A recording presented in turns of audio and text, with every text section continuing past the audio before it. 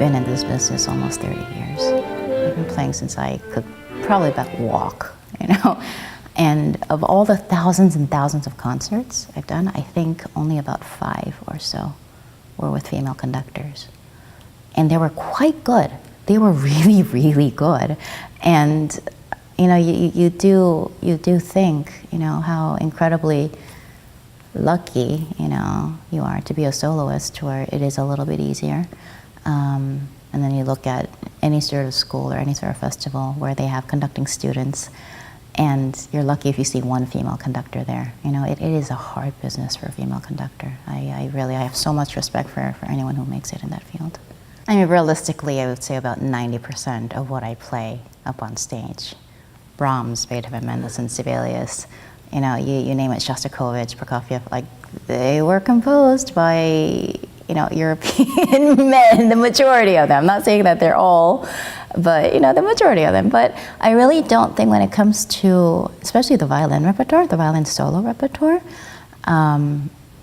it really, I mean, you're on stage if you have a good violin, if you have a good bow arm, if you're capable of pulling out and sustaining a good sound. I really don't believe there are like feminine concertos or masculine concertos. I know people do talk about that sometimes, and of course there are composers that, you know, you need a lighter bow, Mozart, Vivaldi, you know, as opposed to the Shostakovich, you know, the Brahmses. Yeah, so I do change bows depending on which composer I'm playing, but I don't really think it matters if you're female or not as a soloist performing those pieces. I do remember distinctly when I was about 12 or 13, and I had just started my career. I was playing all over the place and recording all these concertos, and EMI, my recording company, which is now Warner, but then EMI, came to me, and every meeting we were having, they were saying, what do you want to record next? Which concerto do you want to work on next? And I would say, from the time I was about 12 or 13, I want to do Brahms, I want to do Brahms, I want to do Brahms. And every time I said this, the reaction was, you're a 12-year-old girl. Give it some time. And it wasn't like you're 12 years old or you're 15 years old. It was always, you're a 12-year-old girl, you're a 15-year-old girl, you know, give it a little bit of time, you know? And I remember that really bugging me at the time.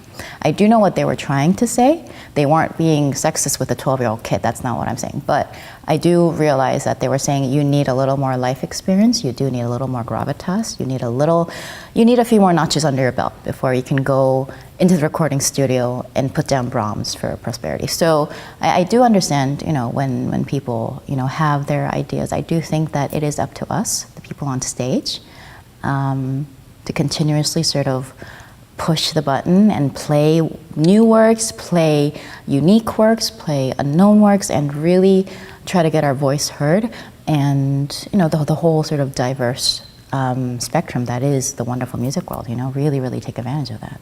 So I've been in the business long enough to have seen a lot going on. You know, I was marketed first as the so-called child prodigy, you know, the Wunderkind. And it's really easy to market a child prodigy. You know, you're cute, you're little, you're like a little pocket pal, everything you do is cute, that's great.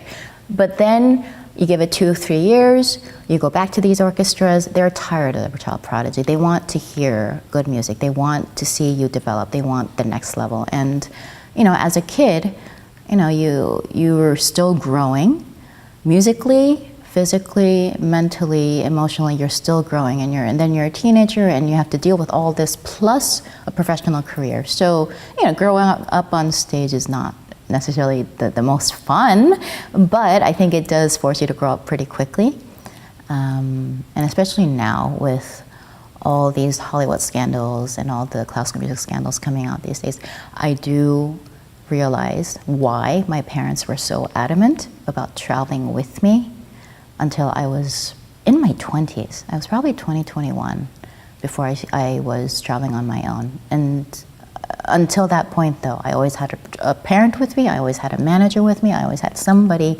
from my circle traveling with me, to an extent where I remember I had this discussion with them when I was 16 or 17, you know, me proclaiming my independence, saying, I can do this on my own, I want to go to Europe on my own and do this 3-month tour on my own, and they wouldn't let me. And now, you know, I totally see why, and I am grateful that they were ignoring, you know, my sort of childish tantrums, and you know, they wanted me to be protected. I feel really fortunate that I started my career off so early that by the time I was of age, I had been in the business long enough, and I had contracts, long-term contracts, that were in my favor and gave me artistic approval, art approval, CD approval, front cover approval, everything approval, because of this reason precisely. Because when you're a child prodigy starting out in the business, it's easy to, you know, to market a kid.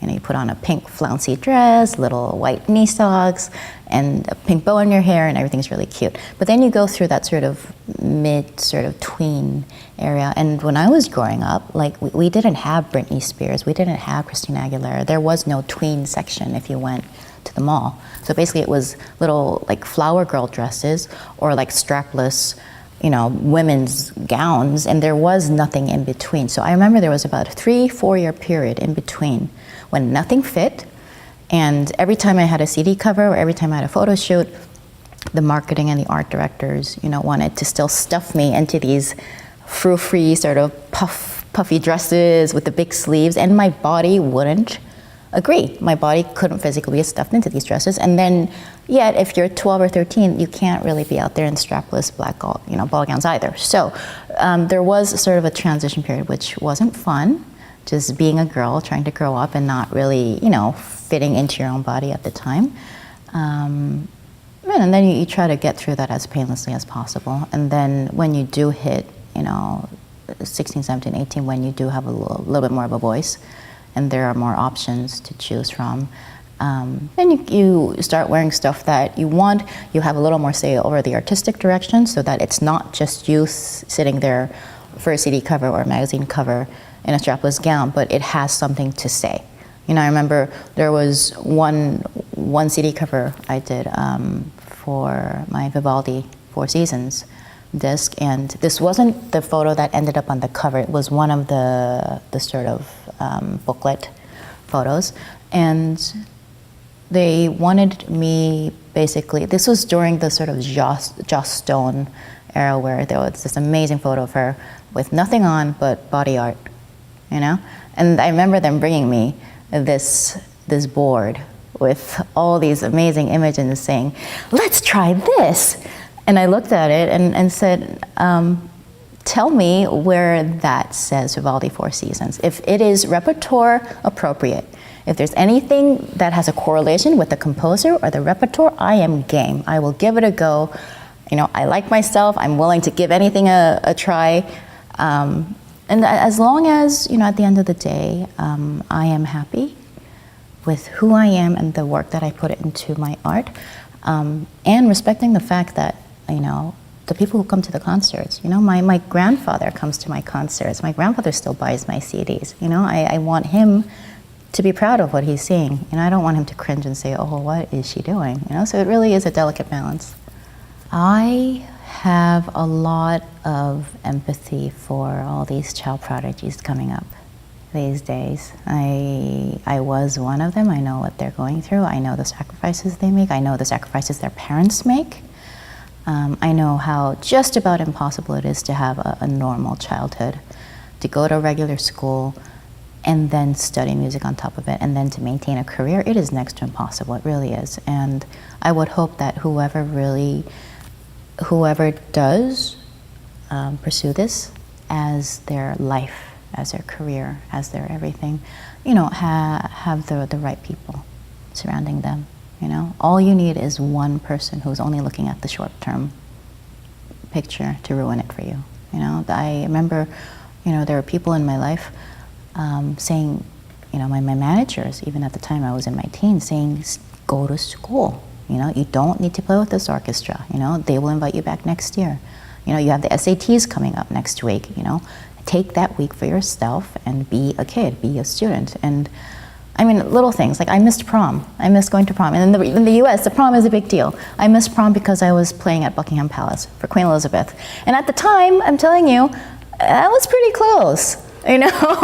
I remember getting that call and thinking, but I have prom. I've been looking forward to prom for the past 2 years, you know? And I ended up playing at Buckingham Palace, but to be honest, I wish I'd gone to prom. I played for Queen Elizabeth numerous times after that. It didn't go anywhere. So, you do have to sometimes, speak your mind and hopefully have the right people around you to help guide you. But I really do think it's about having the right team working for you.